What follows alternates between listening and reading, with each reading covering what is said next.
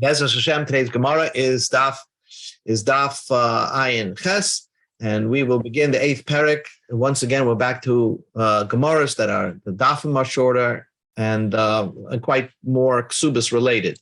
So here we're discussing the beginning of the Perek, Isha Shenaflo. We know that when a man marries a woman, right, and they go to Chasana, so let's say she owns an apartment building. So the rental income of that building belongs to the husband while they're married.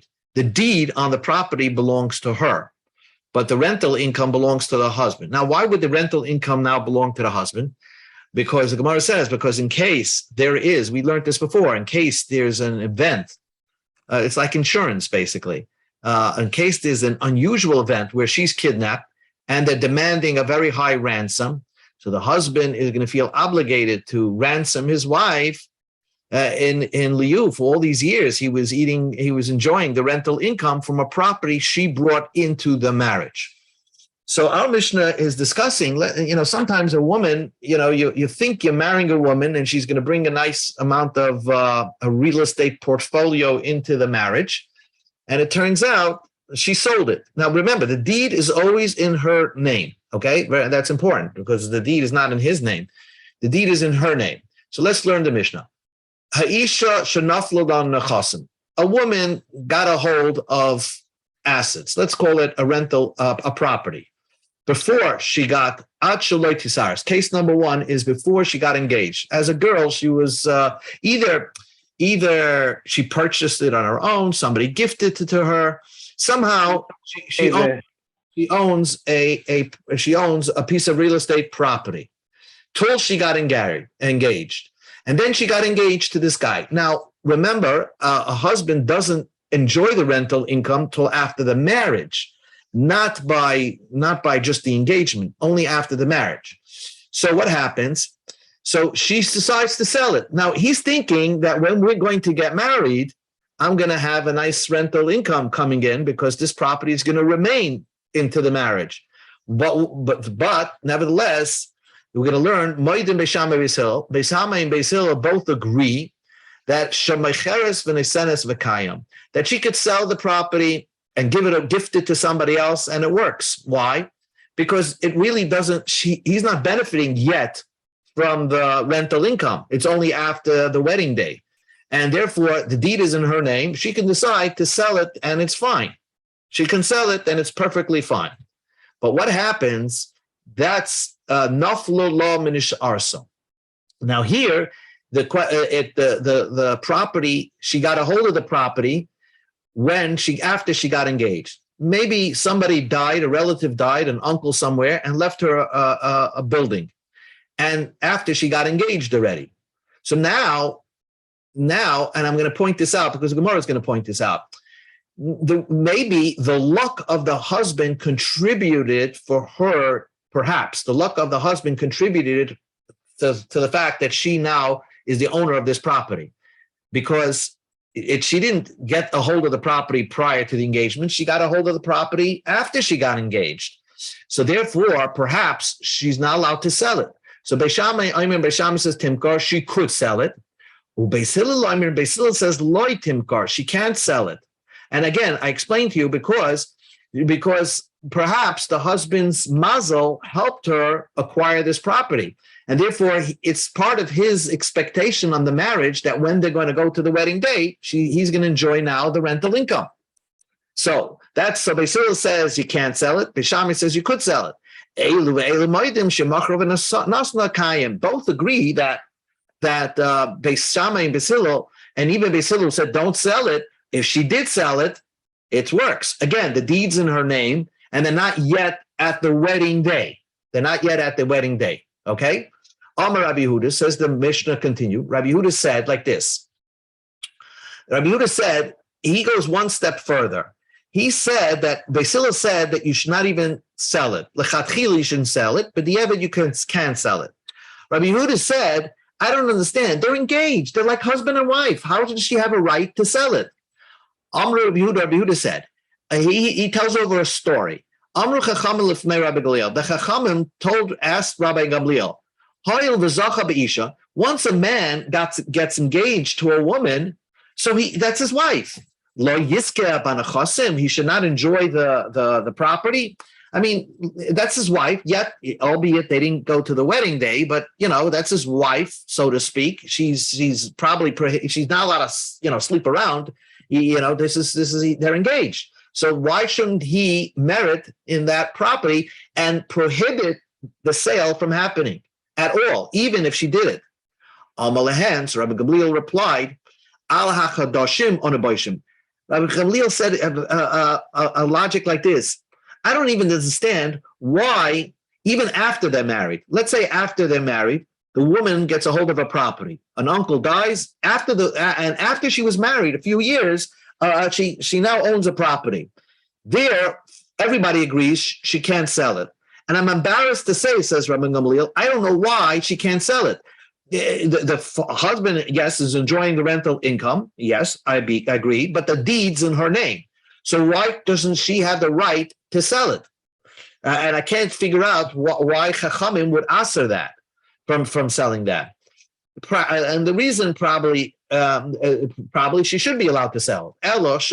But we don't say it. We say she can't sell it. You want to stop her from selling property, old property. Old property means the ones that she had after she got engaged or she had prior to the engagement. You want her to stopping her from selling property that she had before the marriage, older property. Certainly you can't stop her. Again, the deed's in her name, so she could sell it. It's only after she got to the wedding day and now she inherited a property, so they're really, really husband and wife, and the husband is expecting to enjoy that rental income, then we say, the Chachamim said that she has no right to sell. Now the third case. If, let's say, we discussed this before, again, if the property fell after they got married, so again, it's his mazel, you can say that it's his mazel again, that caused that all of a sudden they're married 3 years and her uncle somewhere in Los Angeles died, and now they have a property together, husband and wife. So then, if she gifted it or sold it, the Baal, this word moitzi means can call it back, doesn't mean call it back. The whole sale doesn't happen. She has no right to sell it. The sale is null and void because, again, the property landed into their possession, into the wife's possession after she was married. So that's case number 3. Case number 4 is what happens at shaloi nisus. We have a property. Let's say she had this property when she was single, or she had got the property after she was engaged. Now, till now, we were discussing what happens. She sells the property when she's engaged. But here, she had this property when she was a single girl. And then she didn't do anything with the property, Denises, and then got married. So really, this property existed prior to her ever meeting him. So you can't say that his mazel, his luck, caused her to have the property. She owned this property way before she got married to him. But now the fact is they're husband and wife, and he's enjoying right now, sitting there enjoying the rental income. So Rabbi Gamliel says because she got the property prior to marriage, if she sold or gifted the property away, that works. It works. On this, Amar Rab Chanina bar Akavia said that again, Lifnei Rabbi Gamliel, they asked Rabbi Gamliel, here, we're not talking about an engaged woman. We're talking about a husband and wife. The fact is that this is his wife, 100% his wife. I mean, he has to provide food for her, and he has to give Aina, everything. So therefore, Rabbi Chanina, they asked Rabbi Gamliel, why is it that after they were married, you say that b'diavad she can gift the property away? They're husband and wife. They're really husband and wife. So why is it that is b'diavad? It's a good sale. Amalehem. So Rabbi Gamliel said, you're right. Al hachadoshim oniboshim. I'm embarrassed to say I don't know why about that new properties that she acquired after the marriage. I'm embarrassed to say I don't know why Chachamim prohibited her from selling it. So, but granted that if she acquired the property after the marriage, she cannot sell it. But I wouldn't go so far and say that if she owned the property prior to the marriage, she owned the property as a single girl, and then she got married, the full 9 yards of marriage, I wouldn't want to stop her from selling it. You want to roll upon that old properties are also, she's not allowed to sell, that we wouldn't go so far. Okay, so that's what the Mishnah brought. Let's just review, just to get it clear. A woman that had these properties when she was single, and then she got engaged, so everybody agrees she can sell it. That's no problem. Let's say she acquired the property when she's engaged. That's case number 2. And she wants to sell it when she's engaged. So Beis Shammai says she can. Beis Hillel says, L'chatchila, you should not sell it. B'diavad, if you did it already, it's a good sale. And Rabbi Yehuda says, I don't understand it. B'diavad, it should not even be a good sale. We're going to learn, that's the way you learn Rabbi Yehuda's discussion of what the Chachamim said, L'fnei Rabbi Gamliel. Since they're engaged to each other, why she has a right to sell it? Then we learned case number 3 is, let's say, after they're married. After they're married a few years, she inherited a property. Everybody agrees she can't sell it. And if she tries to sell it, the husband could stop the sale. That's it. But what happens, now comes a 4th case, which means she had the property prior to the marriage. Let's say she had it as a single girl. She did nothing with the property till a few years after she was married. Rabbi Gamliel says, since she had the property prior to the marriage, so if she sells it, it's good, it's fine. But she sells it, it's fine. And the Chachamim said in front of Rabbi Gamliel, since they're husband and wife, she should not be allowed to sell it, even though the deed's in her name. They're actually married. So on that, Rabbi Gamliel said, even new property that she acquires after the marriage, I'm embarrassed to say, why can't she sell it? The deed's in her name. But Chachamim said that she doesn't sell it. But you want to say property she owned prior to the marriage that she can't sell? No, she could sell it. Comes along the final part of this Mishnah, Rabbi Shimon Cholik, Bein Nechasim L'Nechasim. He says like this, in the case of actually Nises V'Nises, that means that Mishanis, Nafla Mishanis. Let's go to this case. In the case number 3, she inherited a property in Los Angeles. Now, the Rabbi Shimon, so he said that if she inherited a property after the marriage, she can never sell it. Rabbi Shimon says she could sell it. And it depends what type of property it is. If the husband knows about the property, if he knows that she inherited this piece of land, then she has no right to sell it. That's what he says. But if she kept it hidden from the husband, she got this inheritance and she left the property in Los Angeles, the husband had no idea she owns the property, and then she sold it already, then it's a good sale. Rav Shimon Cholik bein nechasim lechasim. It depends what type of property. If she acquired it after she was married, nechasim hayudum labal. If the husband knew that she inherited a property after their marriage, loy timka, she cannot sell it. V'machra v'nas, even if she tries to sell it, batal. It's forget it. It's not a good sale because the husband is aware of the property. He knows he's supposed to have rental income from the property, and that basically will motivate him to redeem her in case she's kidnapped. So certainly she cannot sell that property. But if he never knew of the ownership of that property, means she inherited the property without the knowledge of the husband. And then behind the husband's back, she wants to sell it. So we tell her, Loi Timko, don't try to sell it. But if you try to sell it, Kayim, it works. That's what Rav Shimon's opinion is. Now, let's go into we spoke out pretty much the Gemara, so now everything flows very nicely. The Gemara says there were 2 cases in the Mishnah. First case was that she got property before she got engaged. And then she got engaged. She owned the property as a single girl. Everybody agrees that she can sell it. The deed's in her name. She owned it as a single girl. Now she got engaged, she could still sell it. But if she acquired the property, if she got the property after she got engaged and she still is engaged, Beis Hillel says you shouldn't sell it, but if you did, b'diavad, it's a good sale. So the Gemara wants to understand both cases are talking about she's selling the property when she's engaged. So my Shna Reisha, says the Gemara, why is the beginning we say the loy pligi? Beis Hillel doesn't argue. And everybody agrees that if she owned the property prior to the engagement and then got engaged, she could sell it.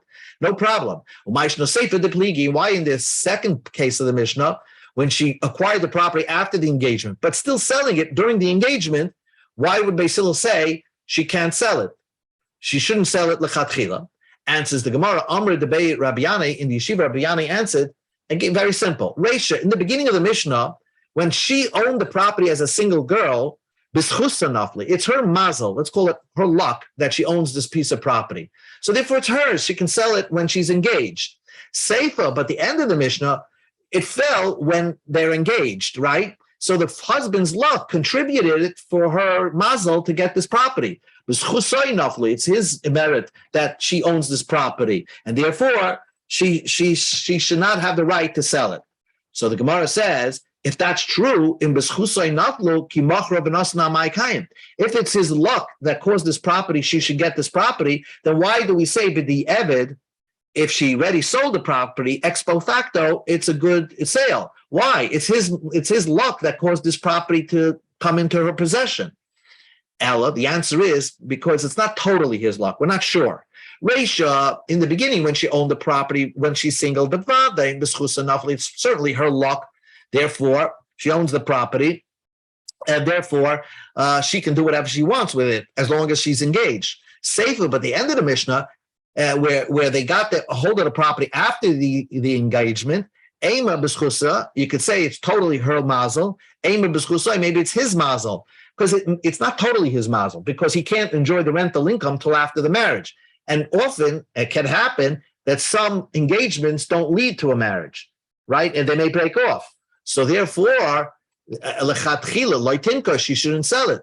But if she does sell it, kayim, it works. So that's the difference between case number 1 and case number 2. Next Mishnah, but Rabbi Yehuda went even so far. Amar Rabbi Yehuda, Amar lifnei Rabbi Gamliel. So Rabbi Gamliel, Rabbi Yehuda, the Chachamim who are talking to Rabbi Gamliel, Rabbi Yehuda told over a story about Chachamim who were debating this issue with Rabbi Gamliel. And they say they don't understand. They're engaged with each other. How does she have a right to sell? So the Gemara's question is, Ibaylahu, Rabbi Yehuda lechatchila or di'evid? What's Rabbi Yehuda bothered by? Is he bothered by how could Beis Shammai say lechatchila she's allowed to sell it? And therefore Rabbi Yehuda's Chachamim was saying, even Beis Shammai should agree that she should not be allowed to sell it. Or are they going even much step further than Beis Hillel? Beis Hillel says that what? That the Eved, if she sells it, it's okay. The Chachamim went to Rabbi Gamliel and says, but they're engaged. They're husband and wife. Why is she allowed to sell it? So what was really the opinion of the Chachamim? Answers, we go to Amud Beis. Ein Vav, Ein Zayin Amud Beis. Tashma, Ein Ches Amud Beis. Tashma, come in here. The Tanya we learned in the Brayso, Amr Yehuda. Rabbi Yehuda said the story. Amr lifnei Rabbi Gamliel. They said to Rabbi Gamliel, Hayel v'zu ishtay. When assuming a person who goes to marriage, that's his wife. If they had a wedding date, it's his wife. V'zu ishtay. And in case when they're just engaged, they're also called wife. They're husband and wife, whether they're engaged or whether they're married.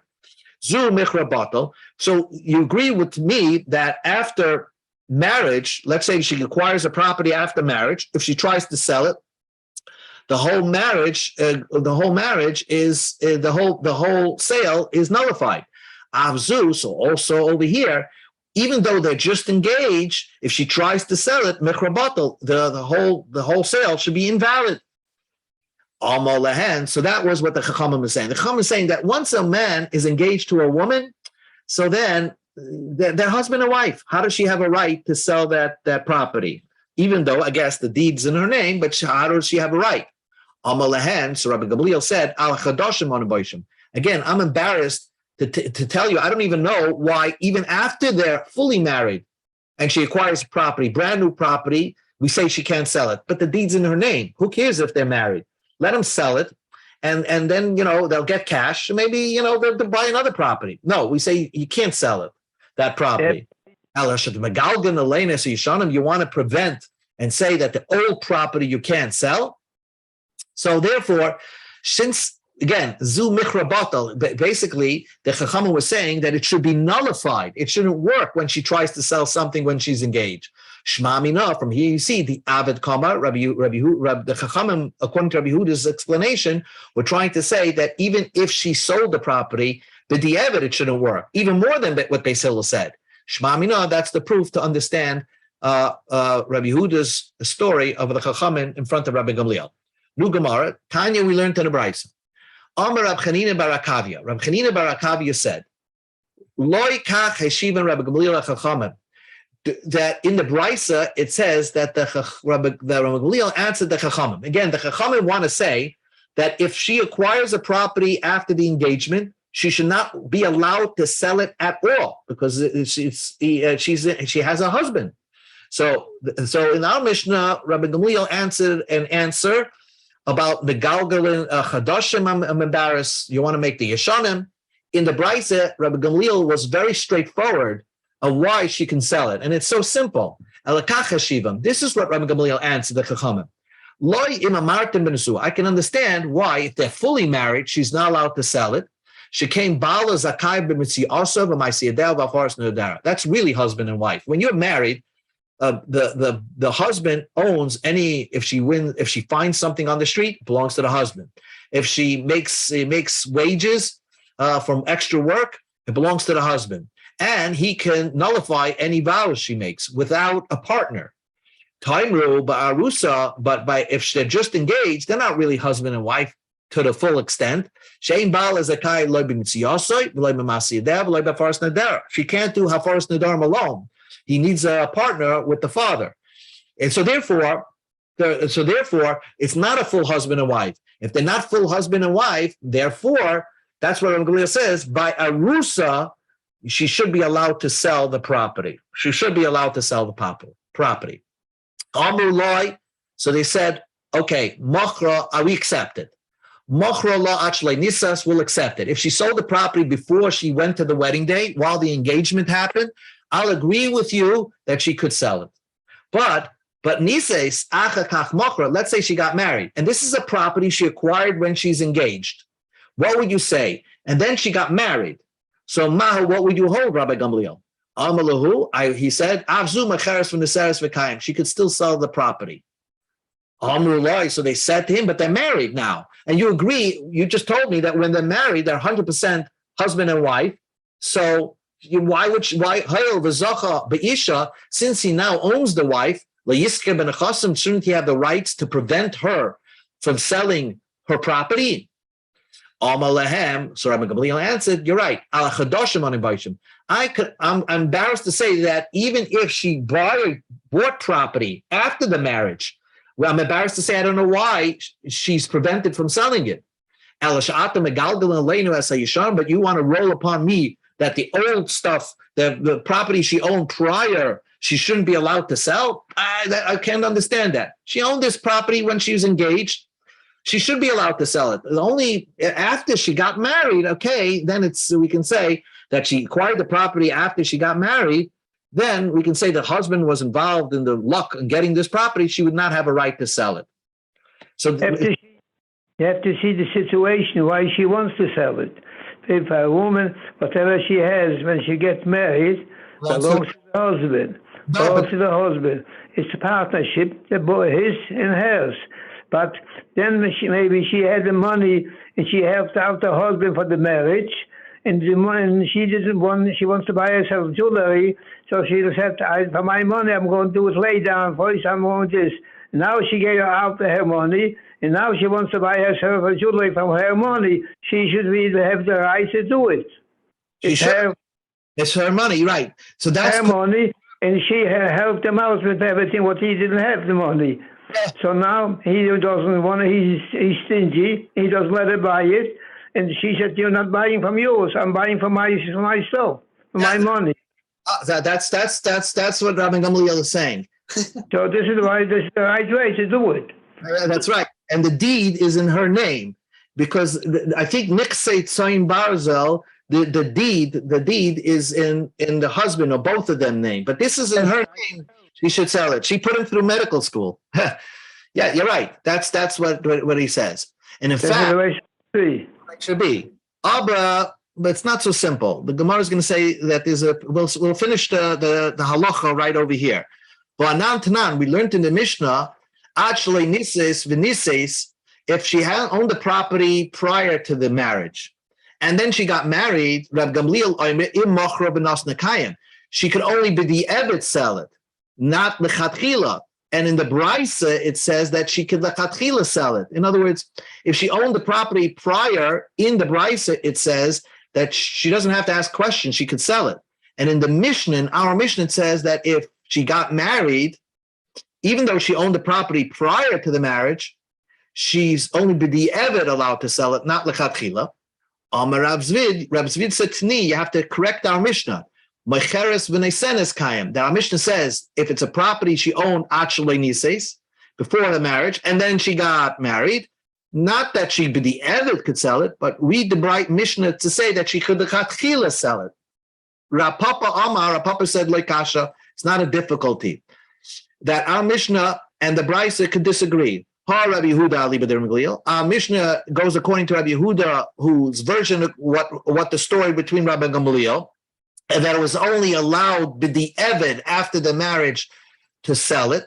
If they're married, only b'di'evet she can sell it, not l'chatchila. And this, the Brisa goes to Rab Chanina bar Akavia, that Rabbi Gamliel was very makel, and he said that if she owned the property prior to the marriage, no matter what, even after she gets married, the chatchila she could sell it. That's Rabbi Chanina ben Akavia's opinion of what Rabbi Gamliel held. So then the Gemara asks one final question: Rabbi Chanina bar Akavia ke Beishamai? Would Rabbi Chanina bar Akavia hold like Beishamai? Because Beishamai held that if she got a property after the engagement, and she wants to sell it during the engagement, only Beishamai was the one that hold you could lechatchila sell it. So what's Rabbi Gamliel saying? Rabbi Gamliel is now saying even more than Rabbi Beishamai. He's saying that if she acquired a property by the engagement and she got married and she went to the wedding day, she could also lechatchila sell it, because Beis Hillel holds this whole thing is b'di'evet.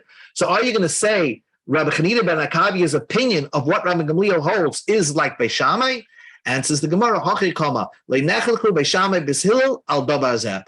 Beishamai and Beis Hillel don't argue on this matter. That's what Rabbi Chanina ben Akavia holds. So it's not like he holds like Beishamai. He would hold like Beis Hillel would agree that as long as she owned the property prior to marriage, prior to the wedding, then she has a right to sell it. It's the deeds in her name. She has a right to sell it. Now, but the problem is, and this is the halacha, and this is the halacha. So we're saying that the only time really, basically, up until what we're saying right now, is the only time she cannot sell the property is if she acquired the property after they're married. They're married together for a few years, and she inherits a property in Los Angeles, then she has no right to sell it, because even though the deed's in her name, she was married, and the husband expects to eat the rental income, enjoy the rental income for that property. But Rav and Shmuel b'amrei tervaya, Rav and Shmuel both say, and this is the halacha, bein shenaflu no nechosim ad shleinis arsa. Even if she owned property as a single girl before she got engaged, bein shenaflu no nechosim in sha'arsa, or she acquired the property during the engagement, v'nises, and then she went to the wedding day. Once she goes under the chuppah with that man, habal moitzi miyad lekuches, the husband can stop any sale of property. Come on, this is Rabbi Shmuel. So come on, who does Rabbi Shmuel? This is the most strictest opinion. The like Rabbi Yehuda says the diavad you could sell. The like Rabbi Chanina ben Akavia, Rabbi Chanina ben Akavia says the chatchila you could sell. Who's Rabbi Shmuel going like? They're not Tanoim. Answers the Gemara, yes, they have a source. Inu the Amrik Rabbi Seinu, that they found the Brisa. The Tanya, we learned in the Brisa, Rabbi Seinu Chazru v'nimnu. Rabbi Seinu made a new rule.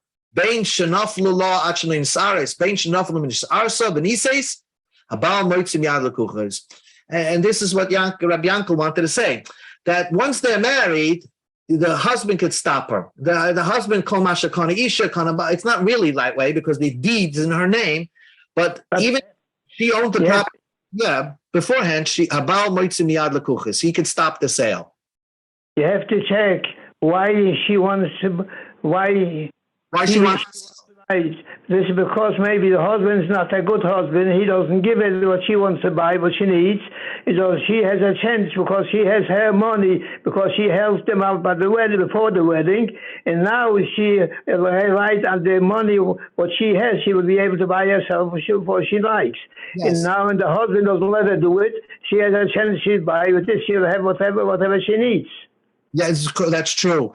But the real reason why the husband eats the rental income, the reason why the husband gets the rental income of the property, even though she owns the building, is because it's like an insurance policy. Because if case she was kidnapped and they're demanding a ransom, so then the husband will be motivated to redeem her. Because he was eating the rental income all these years, he's going to feel guilty that he has to pay this big ransom to take her out. So it's this whole thing is not. This is like she's paying in an insurance policy that just in case one day she Nebuch gets kidnapped, the husband's going to ransom her. So that's why they said that no matter what, she shouldn't be allowed to sell any of this property. Mishanisis Eila Be'ela, we'll just finish 2 more lines and we'll stop. Mishanisis Eila Be'ela Moedim. If she gets married, and right, everybody agrees that she cannot sell the property. If everybody agrees, if she got a property after she was married, she can't sell it. Isn't this what Usha said? In Usha, they made new rules. And our Mishnah seems to, what the Gemara wants to know, what's the difference between what our Mishnah is saying, that she can't sell the property, and what happened in Usha. The Rabbi Yosef bar Chanina, but Usha Skina, Rabbi Yosef bar Chanina said, in Usha, they made a new rule. Isha shemacher ben the same log, an Isha that sold a rental income property. That's the deeds in her name. B'chaya bala, when her husband's alive, the mesa, and then she died. The Baal could call back the sale. How were you allowed to sell it? That I'm supposed to inherit the property. I'm supposed to enjoy the rental income of the property. So isn't what Usha saying what our Mishnah is saying? Our Mishnah says that once they're married, the sale is invalid. She had no right to sell it. Answers the Gemara, big difference. Masnisin, our Mishnah says, B'chayeho uleperis. That means our Mishnah says, yes, if she sold the property, he could call back the sale during her lifetime and say that all the rental income belongs to me. But after she dies, since she already sold the property to a third party, he now owns the property because she had a right to sell it in her lifetime.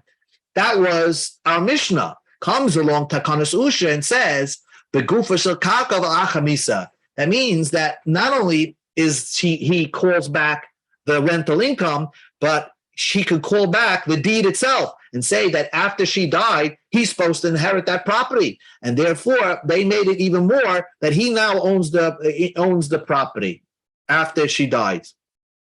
One more thing. It depends.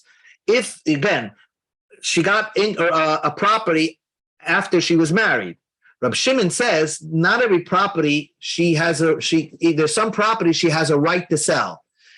Eilehain you're doing, if the husband knows about it, then she can't sell. And if the husband does not know about it, she could sell. What's property that she knows about, and what property is something he doesn't know about? Rabbi Yosef B'chinina, you're doing means if it's mekarke. If it's property, then she cannot sell. But she'eni yidun, if something he doesn't know about it is metaltali, movable objects. That's called something that he doesn't know about. So then Reb Shimon holds that if she inherited, let's say, a diamond ring after the marriage, she has a right to sell it. Rabbi Yochanan says no.